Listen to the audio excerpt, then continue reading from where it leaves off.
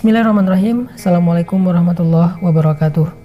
Teman-teman sekalian, Allah Subhanahu wa taala berfirman di dalam surat Al-Fajr, "Ya ayyatuhan nafsul mutmainnah, irji'i ila rabbiki radiyatan mardiyah." Wahai jiwa yang tenang, kembalilah engkau kepada Rabbmu dalam keadaan ridho dan dalam keadaan diridhoi. Hari ini kita akan bahas tentang masalah belajar ridho. Mungkin di Indonesia orang jarang menggunakan kata ridho karena biasanya diganti dengan kata ikhlas. Padahal ikhlas itu lebih kepada urusan niat kita ketika beribadah. Cuman kita kan sering bilang kalau misalnya ada yang dapat musibah, ikhlasin aja yang ikhlas. Padahal di situ bukan bab ikhlas. Kalau ibadah ya ikhlas, tapi kalau babnya ketentuan Allah dalam hidup kita atau takdir, maka yang lebih tepat istilahnya adalah ridho. Jadi kalau misalnya kita dapetin seseorang sedang dapat musibah, nasihat kita adalah ini adalah ketentuan Allah, mudah-mudahan ada kebaikan di dalamnya. Nah itu kalimat ridho tuh, mudah-mudahan ada kebaikan di dalamnya. Kalau bahasa lainnya mudah-mudahan ada hikmah. Nah hari ini kita pengen belajar tentang ridho. Apa aja sih bentuk-bentuk ridho? Seberapa pentingnya ridho dalam kehidupan kita? Teman-teman yang dirahmati Allah, orang yang paling beruntung di akhir hayatnya adalah orang yang ridho. Makanya Allah berfirman di surat Al-Fajr tadi, panggilan kepada orang yang ridho. Ketika dicabut ruhnya, ketika dicabut nyawanya, Allah memanggil mereka dengan panggilan jiwa yang tenang.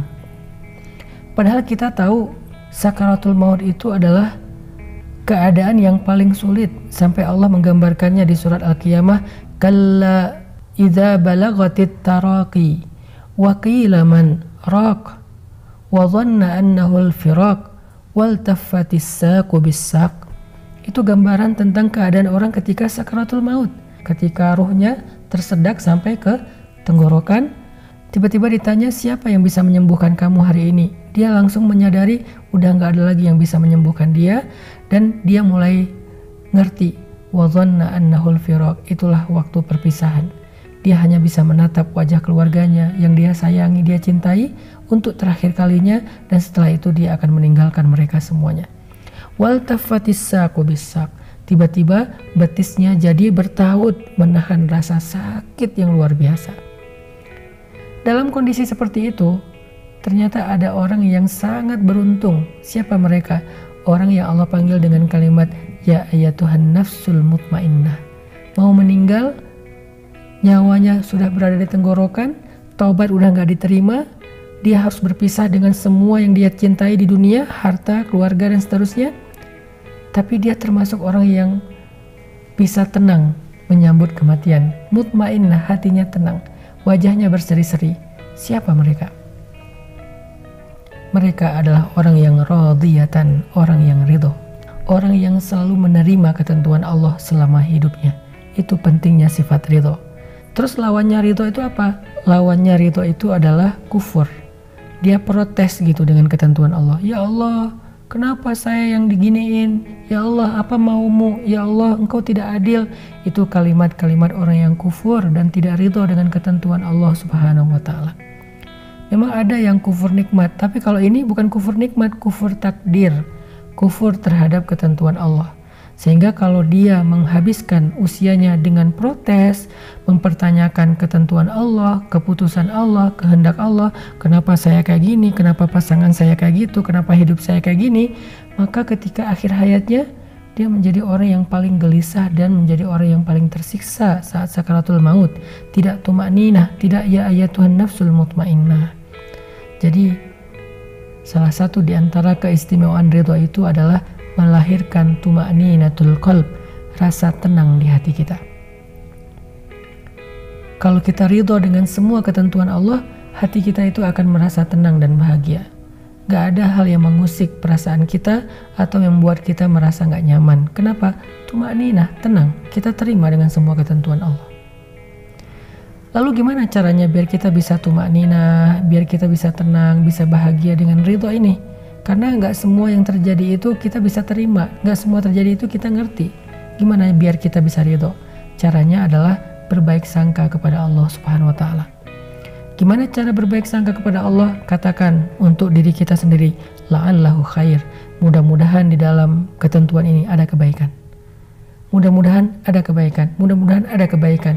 Kata kebaikan inilah yang kita ucapkan berkali-kali agar kita selalu yakin Allah itu nggak pernah pengen menzalimi hambanya. Allah tuh nggak pernah pengen ngeprank hambanya. Allah tuh nggak pernah pengen cuman harkosin hambanya, ngasih harapan kosong. Enggak. Allah itu la yukhliful mi'ad, nggak pernah ingkar janji, nggak pernah harkos, nggak pernah PHP. Allah itu nggak pernah bidzallamin lil abid. Allah tuh nggak pernah zalim kepada hambanya atau suka ngerjain hambanya, ngeprank hambanya, nggak pernah. Jadi kalau ada satu ketentuan Allah yang menurut kita kayak sesuatu yang nggak kita inginkan tapi terjadi dalam hidup kita dan kita pengen ridho, katakan saja la'allahu khair, mudah-mudahan ada kebaikan di sini.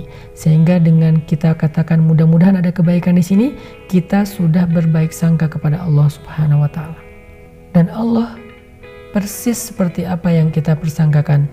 Ana inda dhanni abdi bi, kata Allah dalam hadis qudsi, aku tergantung prasangka hambaku kepadaku. Kalau engkau berprasangka baik kepadaku, maka engkau mendapatkan apa yang engkau persangkakan. Itu cara ridho. Katakan la'allahu khair, mudah-mudahan ada kebaikan di sini. Baik terhadap satu ketentuan Allah, masalah takdir hidup, ataupun ridho terhadap satu perintah Allah. Kenapa Allah suruh kita beribadah puasa? Bilang aja la'allahu khair, mudah-mudahan ada kebaikan di dalam puasa, sehingga kita berpuasa dengan hati yang lapang. Kenapa saya punya orang tua kayak gini? Bilang aja la'allahu khair, mudah-mudahan ada kebaikan. Kenapa saya punya orang tua, mertua kayak gini?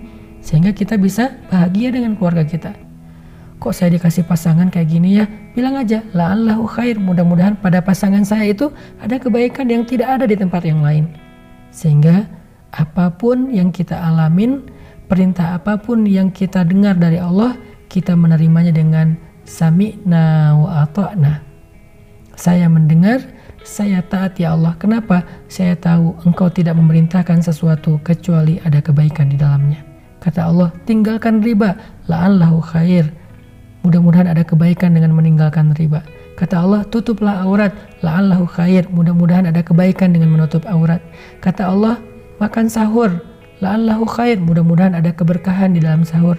Kata Allah, buka puasa, walaupun kita belum lapar, buka puasa aja, makan, mudah-mudahan ada kebaikan di dalam berbuka. Kata Allah, tarawih, ya udah saya tarawih, mudah-mudahan ada kebaikan dalam sholat malam. Kata Allah, maafkan saudaramu, ya kita maafin, mudah-mudahan ada kebaikan dalam memaafkan. Dan semua perintah dan larangan Allah kita terima dengan ridho, karena kita percaya la'allahu khair, ada kebaikan dalam ketentuan Allah. Itu cara ridho. Mudah-mudahan Ramadan ini kita benar-benar bisa belajar ridho, nerimo kalau kata orang Jawa. Apapun ketentuan Allah dalam hidup kita, apapun perintah dan larangan Allah dalam syariat kita, kita terima aja. Kenapa kita terima? 1, supaya hati kita tenang, gak banyak protes. 2, karena kita percaya Allah gak nyuruh sesuatu kecuali di dalamnya ada kebaikan. Allah gak ngelarang sesuatu kecuali di dalamnya ada keburukan. Allah gak memberikan satu takdir kecuali melalui takdir itu ada kebaikan yang besar bagi kita. Fa inna ma'al usri yusra, inna ma'al usri yusra. Bersama dengan keburukan ada kebaikan, bersama dengan kesusahan ada kemudahan. Barakallahu fiikum.